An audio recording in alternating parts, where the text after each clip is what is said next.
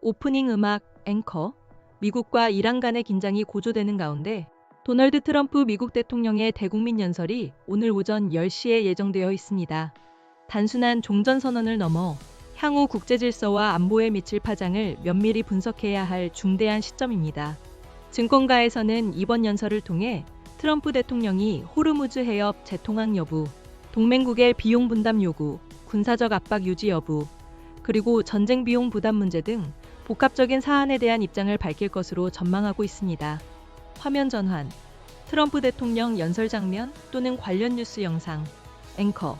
미래에셋증권은 오늘 발표한 보고서를 통해 트럼프 대통령이 이번 연설에서 미군이 이란 전쟁의 핵심 목표를 성공적으로 달성했다고 주장할 가능성이 높다고 내다봤습니다. 이란 해군과 탄도미사일, 미사일 생산 시설 파괴, 그리고 이란의 핵무기 보유 차단 등 주요 목표를 달성했다는 점을 강조하며 사실상의 승전선언을 발표할 수 있다는 분석입니다. 더불어 트럼프 대통령이 전쟁을 2에서 3주 안에 종식시키겠다는 기존의 입장을 재차 언급할 가능성도 제기됩니다. 이미 승리를 거두었다는 메시지를 통해 협상 국면으로의 전환을 시도하거나 전쟁이 마무리 단계에 접어들었다는 신호를 보낼 수 있다는 것입니다.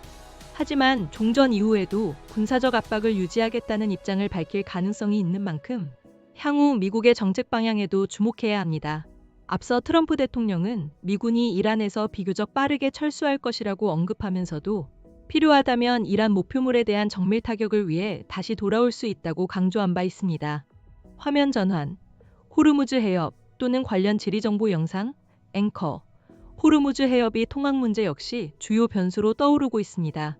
김석환 미래에셋증권 연구원은 트럼프 대통령은 전쟁이 끝나면 유가가 크게 하락할 것이라고 언급했지만 호르무즈 해협 봉쇄로 인한 통항 문제는 이번 전쟁의 직접적인 목적이 아니었다며 이 문제를 다른 이해관계국들의 책임으로 돌릴 가능성도 배제할 수 없다고 설명했습니다. 화면 전환, NATO 정상회담 또는 관련 회의 장면, 앵커. 북대서양 조약기구 NATO 동맹국들을 향한 비용 분담 요구 가능성도 거론됩니다. 김연구원은 트럼프 대통령이 NATO 동맹국들이 이란 전쟁에서 미국의 목표 달성에 충분한 지원을 하지 않았다는 점을 지적할 수 있다며 극단적으로는 미국의 NATO 탈퇴 가능성까지 언급하며 압박 수위를 높일 가능성도 있다고 분석했습니다.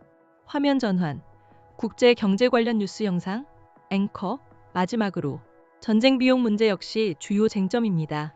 김연구원은 트럼프 대통령이 최근 아랍 국가들에게 전쟁 비용 분담을 요구할 수 있다고 언급하며 관련 논의를 이어가겠다고 밝혔다며 다만 이번 대이란 군사작전의 경우 국제사회가 비용을 부담해야 할 명분이 충분하지 않다는 시각도 존재한다고 덧붙였습니다. 이처럼 트럼프 대통령의 연설은 단기적인 종전선언을 넘어 국제안보와 경제지형에 장기적인 영향을 미칠 수 있는 복합적인 사안들을 담고 있어 귀추가 주목됩니다. 클로징 음악 앵커. 오늘의 주요 뉴스를 마칩니다. 시청해주신 여러분 고맙습니다.